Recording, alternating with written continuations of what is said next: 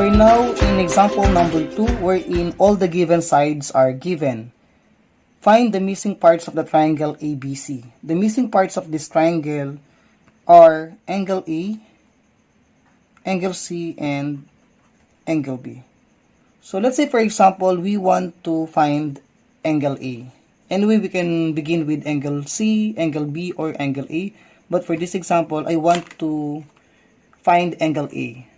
So for step 1, we can find angle A, angle B, or angle C, or this is find A. To find A, we will be using the formula A square is equal to B square plus C square minus 2BC cos A. This will be the formula that we can use under cosine law since we're looking for A, and that is angle A. A here is 20, so write 15 square is equal to B here is 10 plus C here is 20 square minus 2. B here is 10 and C is 20 cos A. Since we're looking for cos A, take note on it, we're looking for cos A. Now, what is 15 square? 15 square is 225 is equal to 10 square is 100 and 20 square is 400 minus 2 times 10 times 20. The result is negative 400 cos A. So the next step is that we can combine now 100 and 400. That will become 225 is equal to 500 minus 400 cos A. So the next will be, since we have 500 minus 400 cos, this one is considered 1, so we cannot combine 500 and 400, but instead, we can remove that 500 by adding both sides by 500 by negative 500. So at the end, we have this result, which is 225 plus negative 500. The result is negative 275 is equal to, as we add 500 and negative 500, the result is 0 minus 400 cos A. So the next will be, we can now divide both sides by negative 400. As we divide it,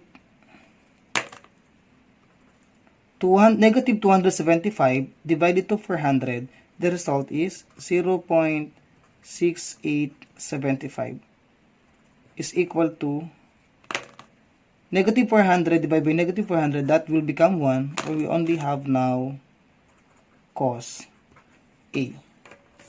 So as we continue it, since we have cos A, that cos A is the same as 0.6875.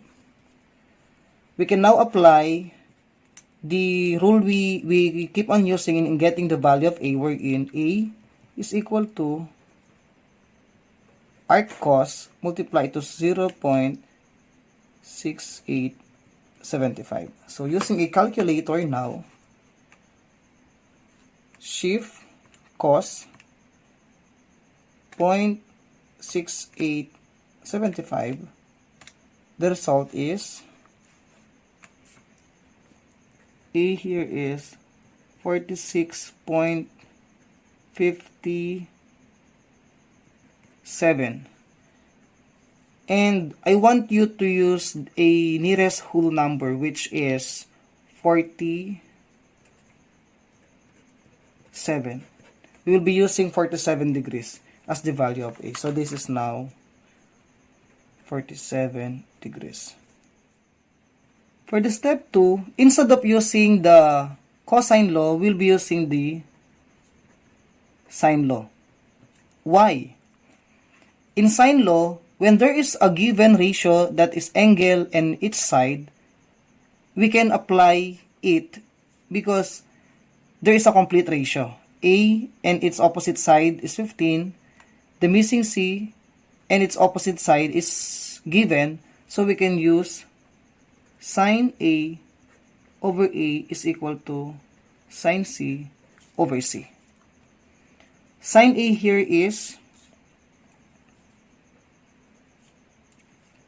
47 degrees over A is 15, and sine C here is missing over 20.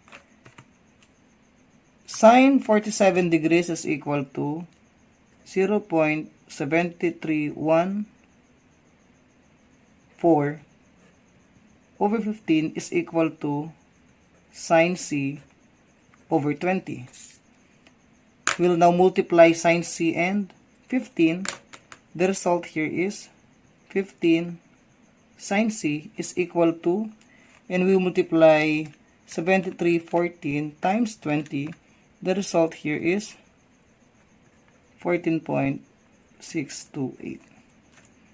Next, we will be divided them by 15. 15 divided by 15 is 1. So we have now sine C is equal to, as we divide 14.628 by 15, the result here is 0.9752. We're looking for C. So C is equal to arc sine 0.9752. Using your calculator, shift sine 0.9752, and the result here is C is equal to 77.21, or to the nearest whole number, that is 77 degrees. For step 3, since we already have the value of A, which is 47, and C is 77 degrees, what is B? To find B, we can now get the sum of the angles, which is equal to 180. A plus B plus C is equal to 180 degrees. So A here is 47 degrees, and B here is missing, and C is 77 degrees is equal to 180 degrees.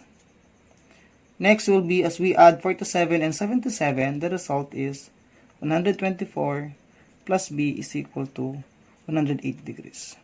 Now, we will add both sides by negative 124, and the result here is, this will become 0 plus B is equal to 33 degrees. So B is now 33 degrees. That's it.